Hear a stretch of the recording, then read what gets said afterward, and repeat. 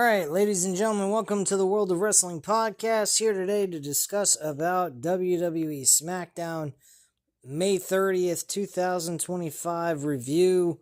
My overall feelings on the show was it was absolutely fucking boring. I could not stand sitting through these 3 hours worth of television to watch this product. I'm going to be straight up honest with you guys. WWE is starting to get no better than AEW. They're starting to be just as equally bad as AEW is. I'm not impressed by either product. I think both AEW and WWE as a whole are lackluster, do not care about their audience. They just throw shit together and that's it. It has no drive, no care, no nothing. I do not understand, just because you're making a shitload of money, why you can't produce a good show for us to be entertained by. Thrilling and enticing storylines. We are not getting any of that from WWE right now. AEW is just a wrestling spot fest with a lot of blood and gore, acting as if they're ECW on a larger scale, and that's pretty much it as a whole. I'm not really happy with either product. I literally sat through Raw last night, practically almost sleeping through it. That show was okay, but it wasn't that great either. Especially the fact that I fell asleep through it. Through some of it. Anyway, let's get into the entire Smackdown review, shall we? So, John Cena and Cody Rhodes was the last segment of the show this past Friday. Not that that was all important or interesting to even watch, because pretty much bullshit on that. So, we get Bianca Belair starting off the show. She says it feels good to be here in Knoxville, Tennessee. And EST chant breaks out. She says she couldn't come to Knoxville without singing good old Rocky Top, right? She leads the crowd in reiteration of the UT fighting song before speaking again, talking about her safe space and everyone who shows up and shows out for her. She talks about everything she's been through the past few months and how important it was to come back to that safe space. She's not 100%, but she's getting better every day, and she wants to prove why she's the EST of WWE when she returns. This draws another EST chant as she welcomes Knoxville, Tennessee to SmackDown, only for Naomi's music to hit and interrupt the promo. Yes, we have to have the music hitting to make sure we get the big announcement that Naomi's making her way to the ring to cut a promo on Bianca Belair. Sure, yeah, makes perfect sense. The crowd raining boos upon her as Naomi says it's about time Belair showed up to SmackDown. Bianca says now it's not the time for this. But Naomi insists it's been a long time. Not a day goes by when she doesn't think about what happened to them. Dear God, you're like a fucking crazy ex-girlfriend who can't get over a breakup. Bianca asks what Naomi could possibly want from her as the crowd lets Naomi know she sucks. But all Naomi wants is Belair's forgiveness. She's here because she wants to fix their friendship, because she can.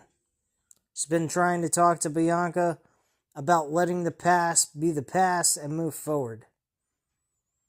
Belair refused to answer.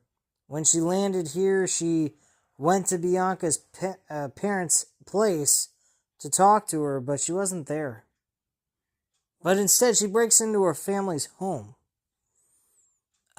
I don't understand why we're not getting police officers arresting this woman for breaking and entering. But hey, here we are. We're watching professional wrestling at its finest, making illogical sense. Everybody that breaks into someone's home doesn't get called up for trespassing, sure. Right. In the real world, you do that, you're getting shot at, or you're getting called out by the cops to have your ass removed off your property. In fact, nobody was. So she let herself in. Yeah, let herself in. The door was just wide open for her to just enter herself into their house and look at all her photo albums, thinking about things. Bianca isn't pleased about this, reiterating that the two of them are through. And if she comes near Belair's parents again, what Jade did to her will be nothing compared to what Bianca will do to her. Okay. Naomi looks shook by this before telling Bianca it wouldn't look good for her and her mother to be in a wheelchair. Okay. The crowd boos some more as she tells Bianca she'd hate for something bad to happen to Belair right here, right now. But out comes Jade Cargill storming in. Every fucking time Naomi's somewhere, Jade Cargill's right along with her. Holy shit. I don't know. I really don't. But yeah, she comes down the ramp, and then we get ready for a triple threat match. For a qualifier for the Money in the Bank ladder match for the women. Jade Cargill, Nia Jax, and Naomi. And Naomi is the one that walks away with the W. The match wasn't bad. It was okay. Very good pick, by the way.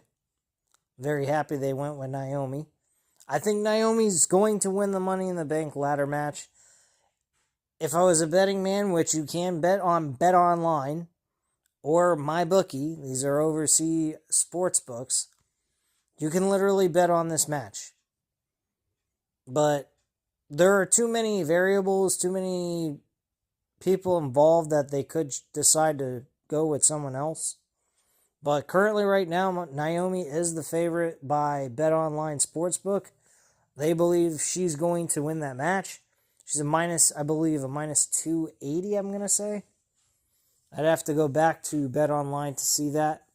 But yeah, she's not bad odds when it comes to betting on wrestling. So if you want to bet on her, go ahead, but I wouldn't recommend it. I'd save it for like Becky Lynch. Becky Lynch has actually got the best odds on this entire card. Everybody else is pretty like high. If you wanted to bet on John Cena and Logan Paul to beat Cody Rhodes and Jey Uso, it's a minus 700 for John Cena and Logan Paul to win that match. So you're gotta put some money in there to win some money back. I mean, the maximum you can win back is $25 because this is a scripted show, of course. So they limit the amount of money that you can win so that they don't go bankrupt from the losses that they could take. But yeah, Logan Paul and John Cena is a minus 700 on Bet Online right now. So if you bet on them, I mean, you definitely would have a good shot at winning at least $20 to $25. But you'd have to put a lot of money down, and that could always change. So it's probably best to bet on Becky Lynch. She's probably the best odds to go with a one-on-one match instead of the ladder match for the Money in the Bank. So just my thoughts on that. So after the match is over, Naomi celebrates on the ramp. We cut backstage where the Bloodline bump into R-Truth, who can't help but open his mouth and get himself into a match with JC Mateo later tonight. It says that JC Mateo is like the son of Solo Sikoa. Truth walks off as Fatu says he'll let Sikoa and Mateo get their fun, and he's got other business to deal with. Backstage, Chelsea Green talks to Nick Aldis about her nose being broken at Saturday night's main event. She demands Zelina Vega be stripped of the U.S. title, but Aldis says Green needs to be medically cleared to be granted a rematch. A match is suggested for Alba Fire to face Zelina Vega, and that is something Aldis can get behind as Chelsea's nose Chelsea knows best. I don't fucking know what these fucking people from WrestlingView.com are talking about. Oh, a bunch of idiots. We cut away to Tiffany Stratton addressing the potential challenge of someone winning the Money in the Bank briefcase before Naomi interrupts to warn her of what could happen when she wins Money in the Bank. She walks off before Alexa Bliss tells the champ not to worry about Naomi winning the Money in the Bank. Worry about Alexa winning Money in the Bank. She walks off as commentary hypes up Worlds Collide. Groovy. Video package of Worlds Really Do Collide as AAA's Laredo Kid, NXT's Ethan Page and Javon Evans, and SmackDown's Rey Fenix will face off in a fatal four-way for Page's NXT North American Championship. Later in the night, Rey Fenix and Javon Evans will team together against Loris Garza in a tag team match. Back at ringside, R-Truth makes his way out, rapping his theme with some high fives on his way down to the ramp. He enters the ring as we go to a commercial break with Truth facing JC Mateo when we come back from the break. So, R-Truth versus JC Mateo. JC Mateo, of course, wins the match. Now, speaking of news, R-Truth has been let go, as well as Carlito. I've heard a lot of people online and on YouTube talking about this situation.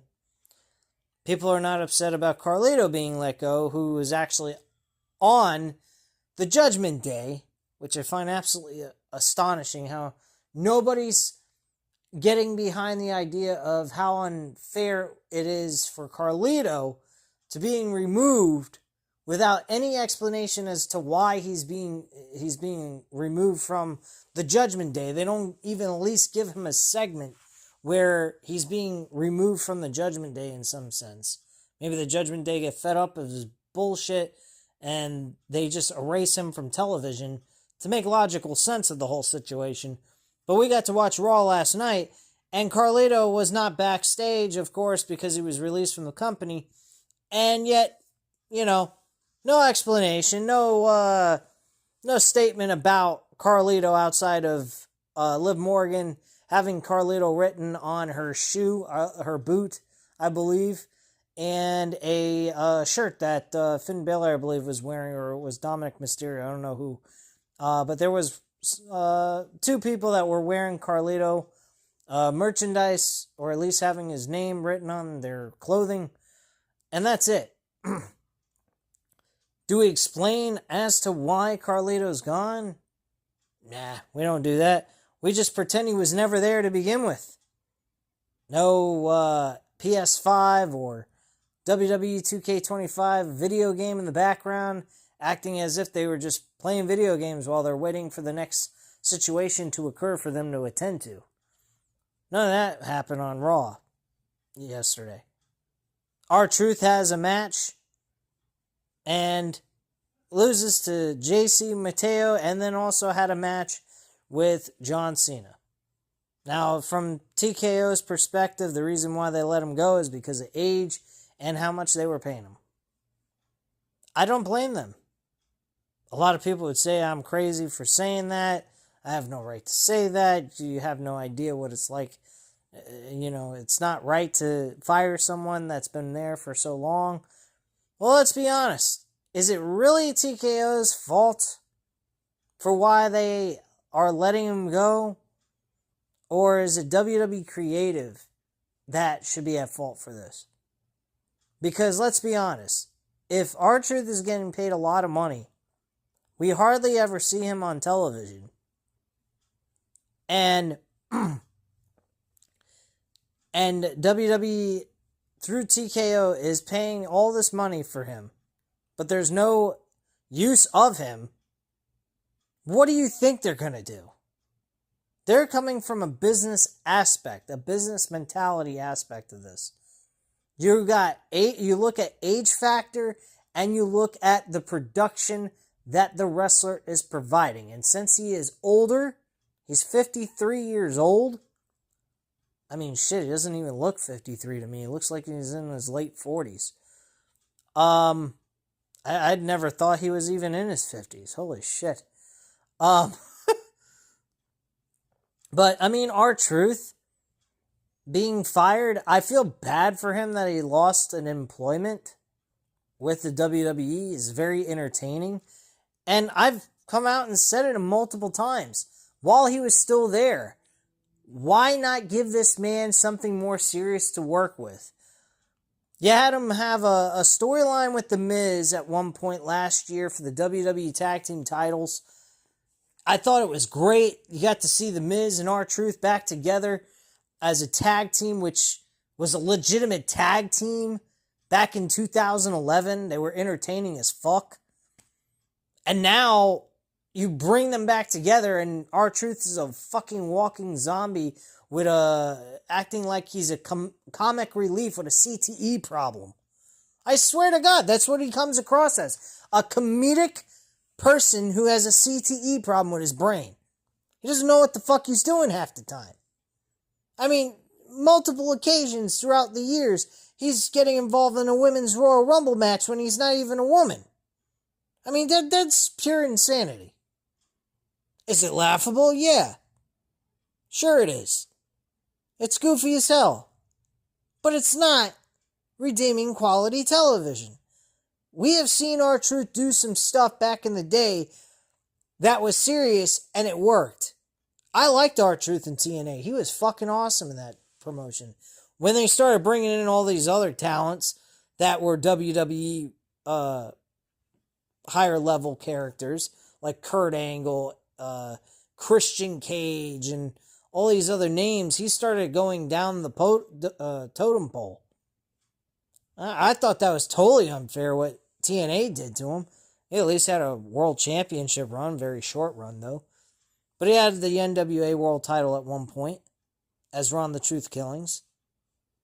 And he went to WWE in, I think it was like 2008 or so. And he was great at first. I thought he was going to do some really good things. He got a WWE title match with John Cena. And after that, he was fucking nothing after that. I mean, he looked like a complete utter goofball wearing the revolutionary clothes for back in the old days when we were trying to get our independence or whatever from the UK or from England. And, or was it from France? I'm not sure. Let me check this out. Wow, I can't believe it's been so fucking long since I looked into this shit. You guys are gonna have a laugh out of this. Out of everything you've heard so far, this probably shows my lack of intelligence here.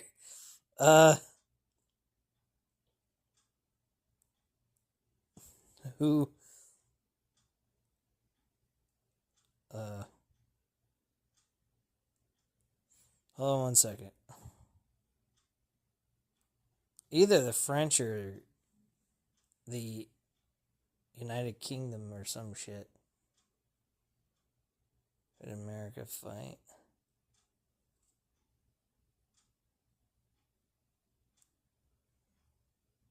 Great Britain. It was Great Britain that they were fighting. So it was the British.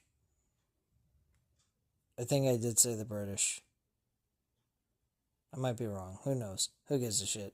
I'm brain dead as fuck. I can't even remember half the things I do anymore. Anyway.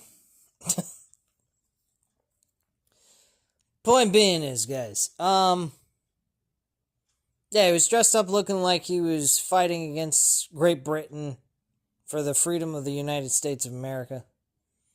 And, yeah, I mean, the guy has come across looking like a fucking goofball. And you're all getting all panties in a bunch here. I'm sorry to tell you, but WWE failed R-Truth creatively. Had they not failed him creatively and actually made him an important entity on the show, and actually made him relevant, where the TKO wouldn't think about letting him go, he'd actually have been pretty much in good hands. He probably would have been saved and whatnot. But since we're talking about Smackdown here, I mean, I'm still talking about news and rumors instead of talking about the Smackdown review. I did see a article on here. Give me 1 second and see if I can pull it up.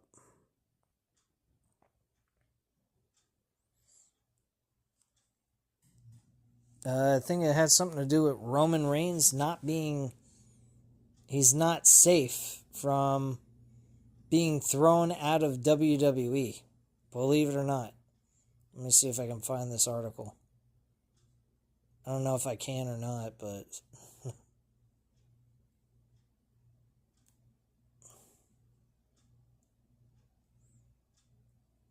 Could Roman Reigns be released?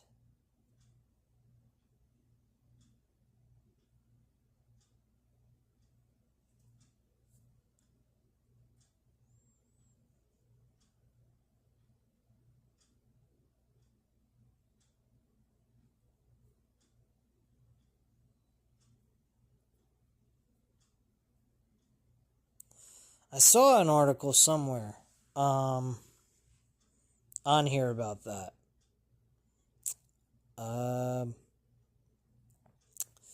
But anyway, give me 1 second, guys. I'm going to go ahead and try to find this out. I did find that article. Let me just pull it up real quick here. This is fucking unbelievable. If this is true, boy, people are going to have a reason to go ape shit then. Because if Roman Reigns can get a release, it says here from TJR Wrestling, Roman Reigns may not be safe from TKO's budget cuts. That is a huge, huge statement right there.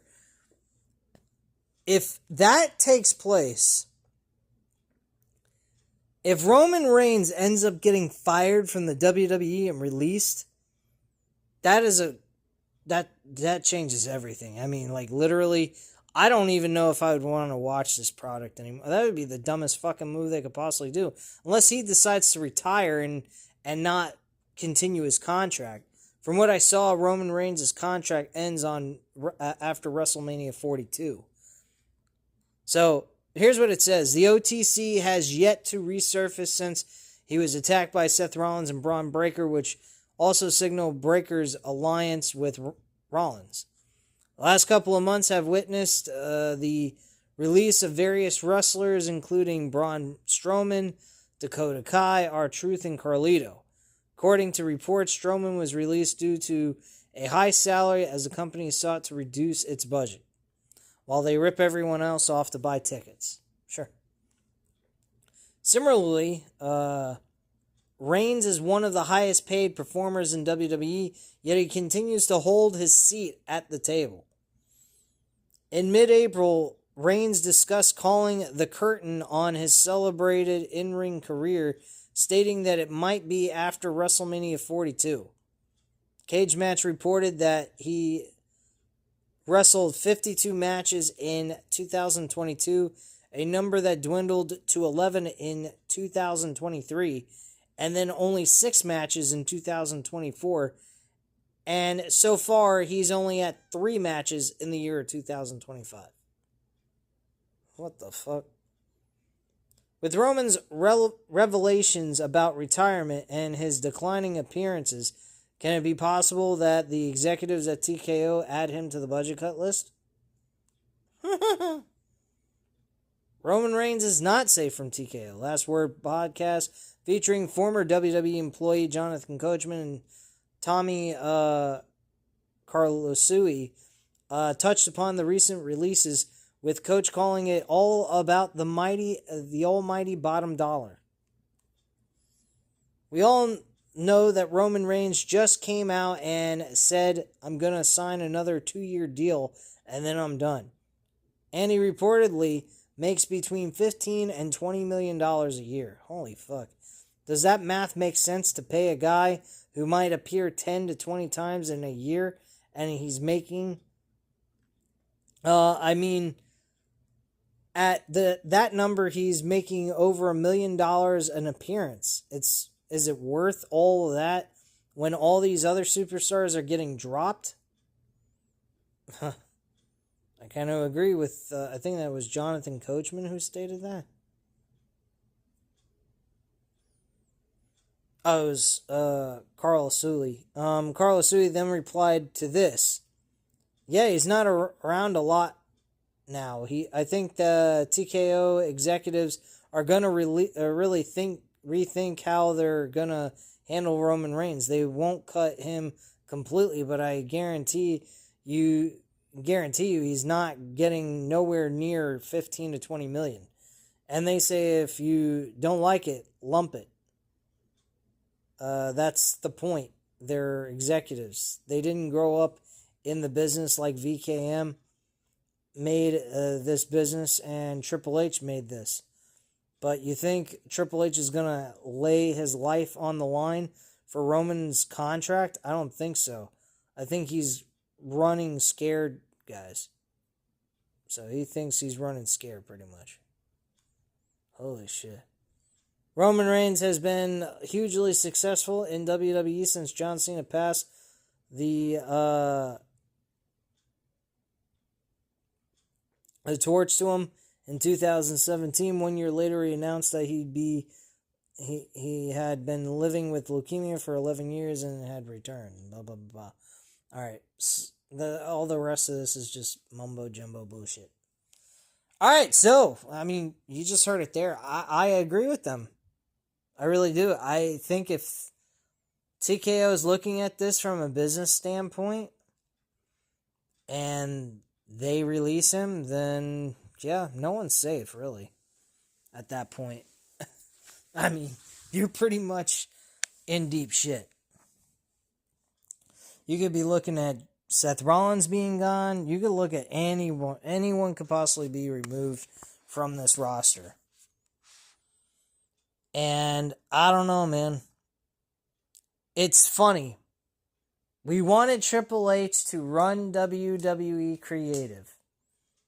It took Vince McMahon doing something stupid and off the walls and downright disgusting with a random woman that he decided to bully into having sex with him, which I don't understand why she didn't get out of it sooner, but I'm not going to, get into all that because, you guys might get on my case about it and maybe you guys have a point there and whatnot. But I just kind of feel like she kind of allowed it to continue instead of just doing something about it rather sooner. But, hey, I'm not a woman. I've never been raped before, but if I ever was to be raped, I'd fucking kill that person. Guarantee you. Wouldn't even worry about a police officer. I'd just waste him. And to be quite frank with you, I think any woman that has that happen to them have a right to fucking chop a man's balls off. Just my opinion, but whatever. I just felt that I feel like ever since we got what we wanted with Triple H being head of creative, we had a cloud over our heads still as fans to watch this product because now Vince McMahon may have lost the creativity portion of things, the creative control of everything, but now it's been passed, the actual business side of things has been passed over to a cold-hearted business company who don't give a flying fuck about the fans or about the product of professional wrestling. They give a shit about one thing and making money off of it like it's its own personal whore. Like, WWE's product has turned into a fucking prostitution site. I'm not joking. This is like straight up horror. They're like, the TKO's like fucking pimps. They're the fucking pimp and WWE's the whore, the prostitute, just getting raped like a fucking bitch. I mean, it is downright fucking disgusting at this point. We finally got creative changed, but now we got a total different monster compared to Vince McMahon. At least Vince McMahon in some capacity. From what I read, an article, Vince McMahon does not like the over commercialized sponsors all over the fucking ring type of look. He thinks it's disgusting. He doesn't like it. I can't believe I'm actually agreeing with him on that. I think it's overkill. I mean, you want to have like a sponsor in the middle, a sponsor on each corner, that's fine, but you got a sponsor on almost every inch of that fucking ring. That's just too much. That's insanity. And even that is, I'll even play along with that because you see that in UFC. But even besides that, the LED boards have nothing but fucking promotional shit on that as well for like different other sponsors to be placed in for a specific match. It's outrageous. And the commercials as of late, I've noticed this, commercials as of late have been out the fucking wazoo, bro. It is insane. You don't even see as much commercials on an AEW show as you do on a WWE show. Holy fuck. Fucking Raw last night was a 2-hour and 30-minute show, and it still felt like we were watching a 3-hour show. My gosh, man. With the commercials, it felt like 3 hours. It's just fucking ridiculous. But that's just my take on it. So after the R-Truth match with JC Mateo looks to beat down R-Truth some more after the match, but Jimmy Uso comes running down with a chair to keep the bloodline away. Solo teases getting in the ring before Uso gets blindsided by Mateo, and Solo talks to JC as they leave the ring, saying he was trying to talk to Jimmy as we cut away. Backstage, we see the Street Profits as we will hear from the tag team champions. Great. Get a clip from the latest What Do You Want to Talk About as Cody Rhodes talks to his wife, Brandy. Speaking of What Do You Want to Talk About? That's just one of these new TV shows he's got going on or some shit. So, we head back to ringside as Street Profits make their way out. The WWE Tag Team Champions head down to the ring before Montez Ford talks first, hyping the team up as the best here. And that's very true. SmackDown has the best tag team wrestling going on in pro wrestling at this point in time. At least the mainstream wrestling promotions between AEW and WWE. Raw is an absolute fucking bore fest, and AEW doesn't even have a fucking tag team division that is remotely even considered a tag team division. They just throw fucking people together, and that's it. And it's very predictable and lame as hell. SmackDown has the best tag team, and even that is not saying much. So Dawkins talks about the tag teams coming after them, with the most recent being Wyatt Six, before Ford says they'll defend the titles against anyone. This brings out Fraxium, no doubt having an axe to grind after their tag team title match broke down into chaos last week. Champs insist they just about had the match won before the Wyatt Six got involved, but Axiom says they'll never know, and Frazier wants to run the match back, but here comes the Motor City Machine Guns to make a case for themselves. Then they're interrupted by DIY, everybody getting a fucking entrance music played. Utterly ridiculous. With Candice LeRae running the other teams down before she's interrupted by Sabian. Gargano talks about how things are going, especially with the Wyatt Six, but Ciampa cuts him off before talking about the death of the SmackDown Tag Team division. Our moment of silence begins now. The lights go out, and they're back on. We see the Wyatt Six.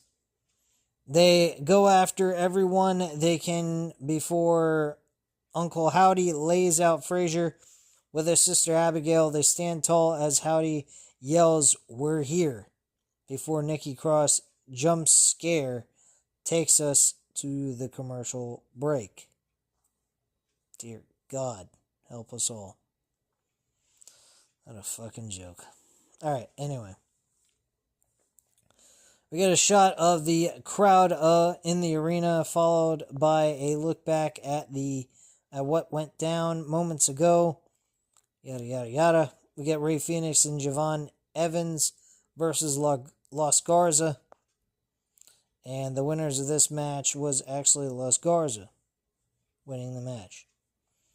Commentary talks about what just happened before they're interrupted by Uncle Howdy, who reveals they won't stop until they take what is owed. What's owed? What the fuck are we talking about here? What's owed? The hell? What's owed to you? You haven't been on television in like months. I mean, give me a fucking break, man. I have no idea. Anyway, Alba Fire versus Zelina Vega, the woman who can't do a 619 to save her fucking life and broke Chelsea Green's nose by mistake. I mean, like, how the fuck do you end up breaking someone's nose? If you can't do the move properly, and you have to repeatedly do the move over and over again, and you still can't get it right, stop fucking doing the move. It's that simple. I'm dumbfounded. I really am. I am utterly dumbfounded by this bullshit. But whatever. Let's continue. Zelina Vega actually wins this match. Of course, everybody on Chelsea Green's team can't fucking win a match now. The women's mid-card titles are shit. They don't mean nothing. Backstage, The Miz has some words for Carmelo Hayes to hype him up for the Money in the Bank qualifying match later tonight. Talks about them going onto Money in the Bank, but Carmelo sets the record straight, saying he earned this. He'll run the play as Miz is calling it, but needs to let Melo do his thing. Miz nods in agreement as Hayes says Melo don't Miz and they are awesome. Awes him. Yeah, okay. Elsewhere, we see Damian Priest, who no doubt has some things on his mind as well before we go to a commercial break. We get Julia. Video package will prove she is better than the best and impossible to deny. Yeah, I didn't mind the video package, honestly. So, anyway, Damian Priest makes his way to the ring to a decent pop from the crowd, looking ahead to the future after his big cage match against Drew McIntyre at Saturday night's main event. Priest has a microphone in his hand and talks about his life growing up was like and how it reminded him of the battle that he went through the last weekend to finally put Drew in the past. He also thanks Drew for reminding him who the old Drew is with the battle before turning to his attention to the next step for Priest. championships. He may not have a shot at the Money in the Bank, but he's got his eye on a certain championship, and that is Jacob Fatu's U.S. title. He respects Fatu, knowing that what Jacob had to get through and what it feels like to stand in the ring as a champion. He's proud of Jacob, that's real. What he doesn't respect is the crew he follows around. And if they want to get involved, they can catch a fresh one. He doesn't want it to be a nickname, but real when he looks to be El Champion. He leaves the ring when Jacob Fatu makes his entrance. Two men staring at each other down before Fatu makes his way to ringside for our next match. And we get the triple threat Money in the Bank qualifier with Andrade, Jacob Fatu, and Carmelo Hayes. Very surprisingly, Andrade is the guy that wins. I would actually went with Carmelo Hayes in this situation. But Andrade ends up winning the match. Not that he's a bad choice by any means, but I don't even see him having any chance at winning this match at all. I think it's going to be LA Knight who wins the Money in the Bank ladder match. Because after what happened last night with CM Punk and Seth Rollins' team fucking him over at a qualifying for the Money in the Bank, it's definitely going to be a screw job for Seth Rollins. If you think CM Punk's going to let that one slide, you're out of your fucking mind. So the next best thing would be LA Knight in my book.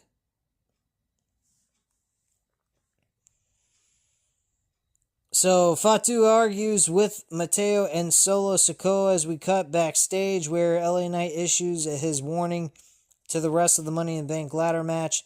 This man is speeding through his promo like it's being broadcasted on TWI or on X before Aleister Black interrupts him to simply say, "You're welcome," before walking off.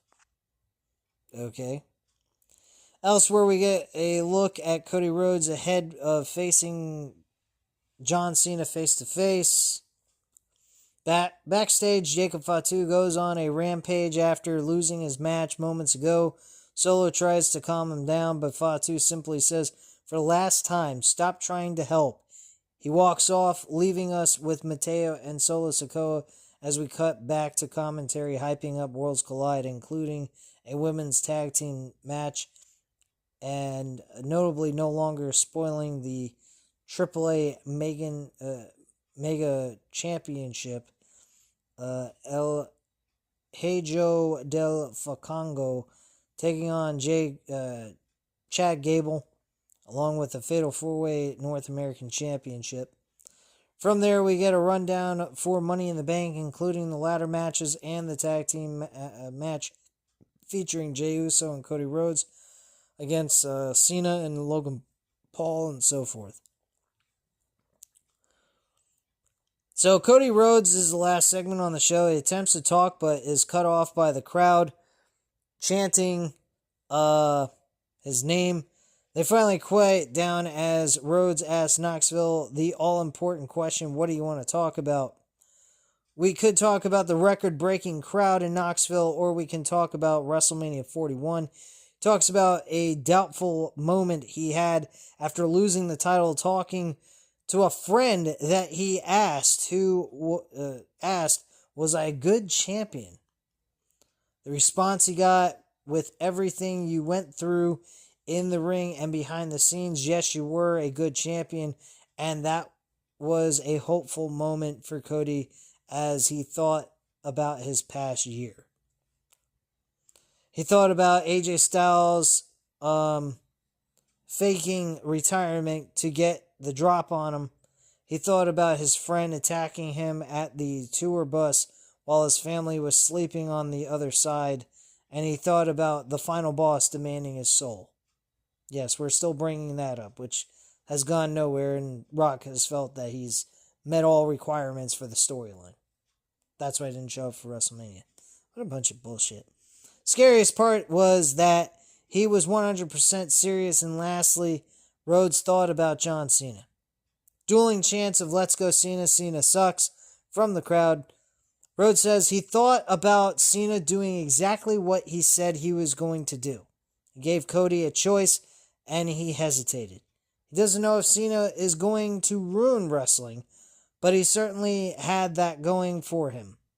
He says if John is listening, he needs to know that Cody will not hesitate ever again.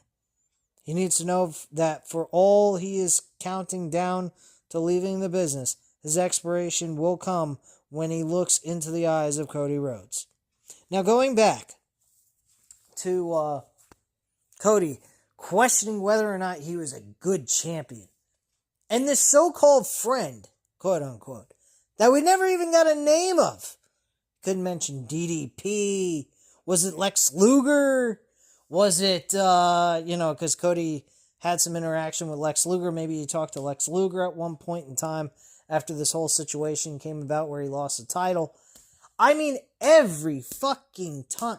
This is your face of the company. A person, you make Cody Rhodes look so insecure and not think much of himself.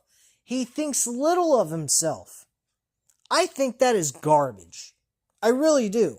I think that is terrible storyline telling for the face of the company.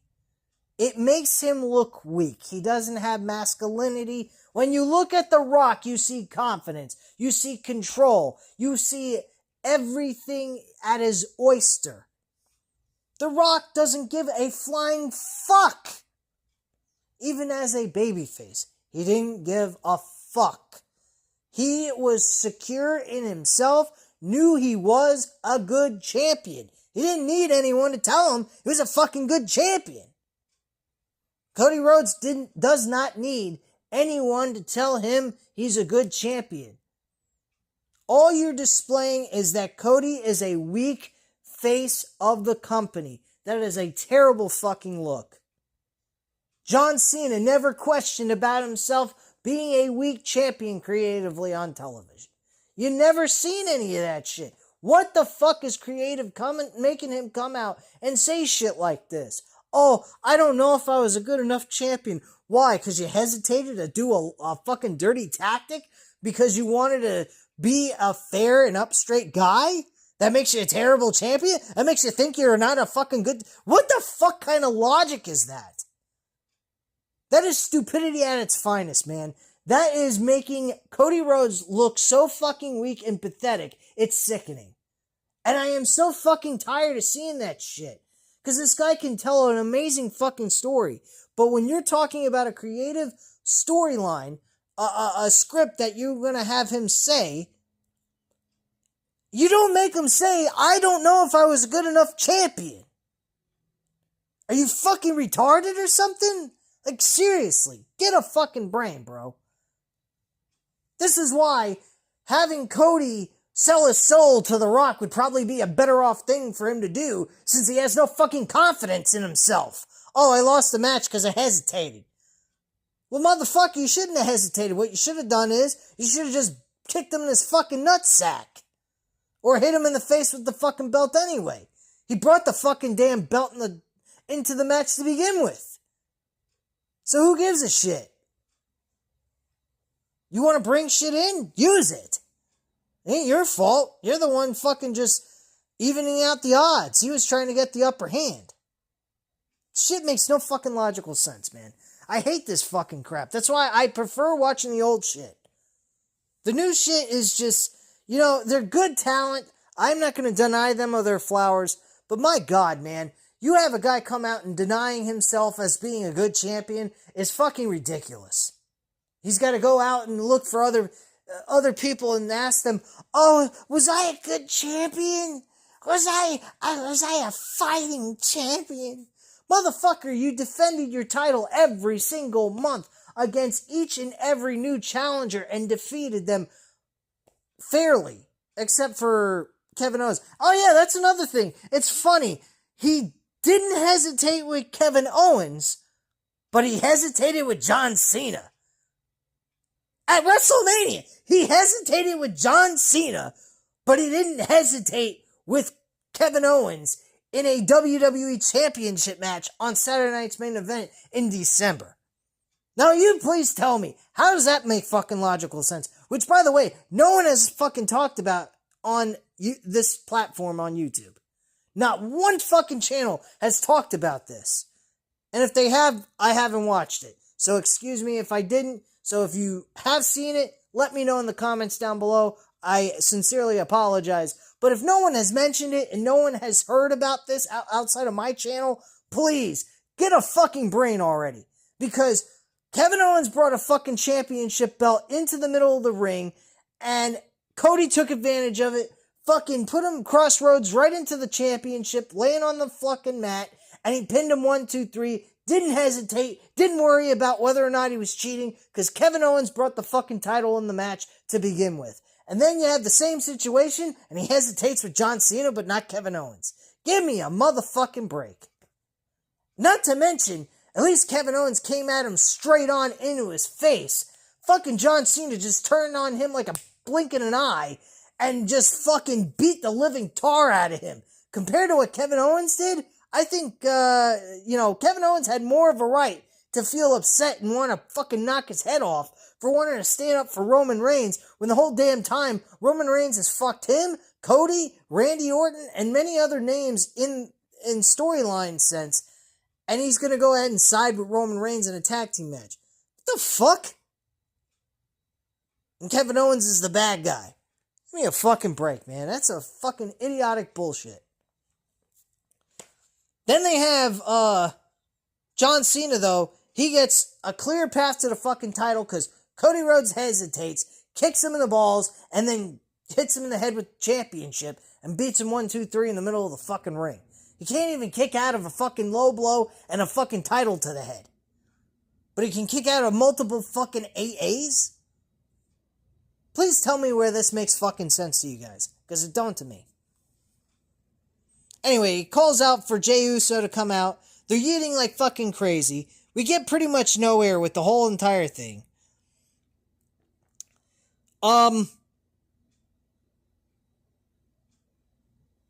Then John Cena and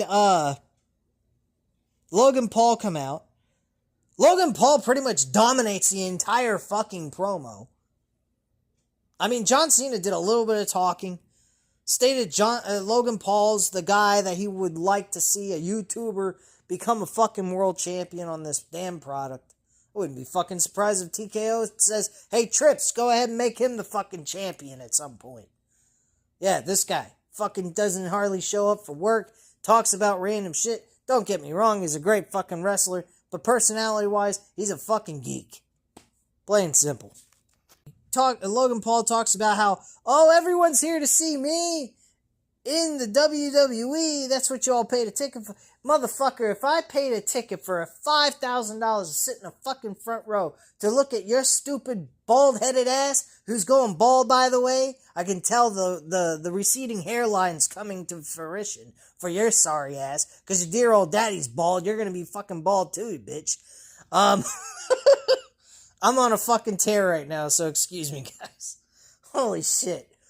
But seriously, man, this guy's sitting here talking about he's the cheese knees, he's the guy everybody's coming out to see. Whatever, get the fuck out of here. You're great talent, you're good in the ring, yada yada yada, but you ain't no fucking superstar in my book. You're a superstar because you're a big YouTuber. Get the fuck out of here.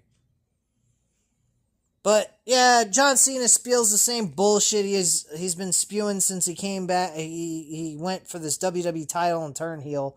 He's gonna try to ruin wrestling. Brother, you going ahead and taking a WWE championship that they can just reproduce and do all over again ain't gonna ruin professional wrestling. They can always make another title and say that title has been stripped of you anyway and just create a new one with the same exact look and design. And still continue their history. You're not going to ruin professional wrestling, even if you take the fucking title home with you. CM Punk did the exact same thing in 2011. He beat John Cena for the title, didn't resign storyline-wise, I'm going to say, for to stay with the WWE, beat you for the fucking title, and took the title home with them, and put the damn world championship in a fucking refrigerator. Okay? Like as if it was trying to keep it nice and cold. As if it was a cold beverage. Get the fuck out of here, man. You're ruining pro wrestling. The next night they were fucking they made a duplicate championship, and they fucking crowned John Cena as the new WWE champion. Even though he was fired from the company, they brought him back anyway, and he won the WWE championship from fucking Rey Mysterio, who went through a tournament and beat The Miz for it, and then lost it the same night he won it. All makes perfect sense to me. Oh, yeah, sure. What the flying fuck are we watching here? He's gonna ruin professional wrestling because he's gonna take a title home with him after he's retired. Newsflash, dumbass. They can just strip you of the championship. You don't own the fucking title. TKO WWE own the WWE championship. You just so happen to be their fucking champion at this present time. Which doesn't really matter. All what I'm saying here is not going to make a damn difference because at the end of it, John Cena is losing the damn WWE title to Cody Rhodes so he can continue on and try to figure out whether or not he's a good enough champion for all of us. Give me a motherfucking break here. Did Cody Rhodes walk around and question his ability? Was he so fucking insecure in other wrestling promotions? Fuck no, he wasn't. In AEW, Cody Rhodes did not question whether or not he was a good champion or not. Fuck, he went ahead and was willing to give up the opportunity to ever be a fucking world champion by losing to Chris Jericho in the first fucking pay-per-view that was legitimately followed by AEW Dynamite television shows. And yet he still went on to win a TNT championship and made that like his own version of the World Heavyweight title. And stayed champion for quite a while, by the way. I think he won it. He won the TNT title for like, I think 2 or 3 times, maybe. I mean, come on. This is just idiotic bullshit. You never heard Cody Rhodes question whether or not he was a good Ring of Honor champion. You never heard him question whether or not he was a good U.S. champion from New Japan Pro Wrestling.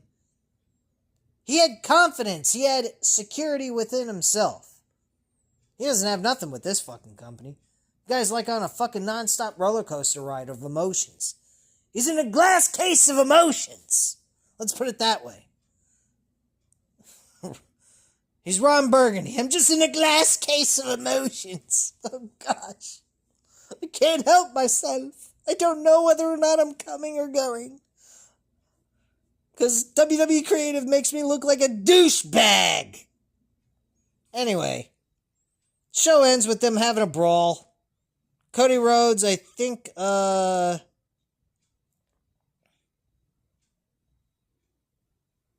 on.